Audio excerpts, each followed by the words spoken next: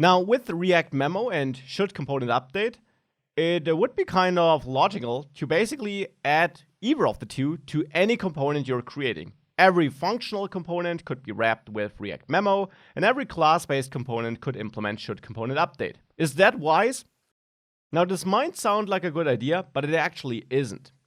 You will have components that will basically always update when their parent updates. In such cases where you depend on some input from your parent component, that is about the only data your parent component manages, and therefore when your parent component updates, you will also have to update because then that data changed. In such cases, if you implement should component update or React Memo, then these functions will run and will check whether the input changed, and they will find out, yes, it changed, like it always does, and they will allow you to re-render. So all good, right? You didn't stop anything from happening.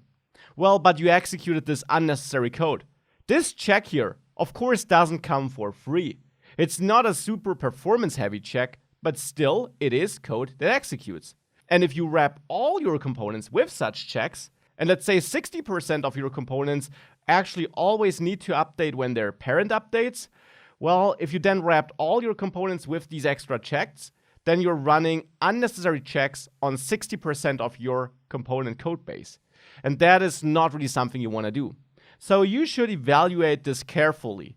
Is this component part of a parent component that could change related to something that does not affect me at all, as it is the case here, where the person's component is certainly not interested in changes related to the cockpit? Well, then you should implement your check here. Otherwise, if you're pretty sure that in all or almost all cases where your parent updates, you will need to update too, then you should not add should component update or React Memo, because you will just execute some extra logic that makes no sense and actually just slows down the application a tiny bit.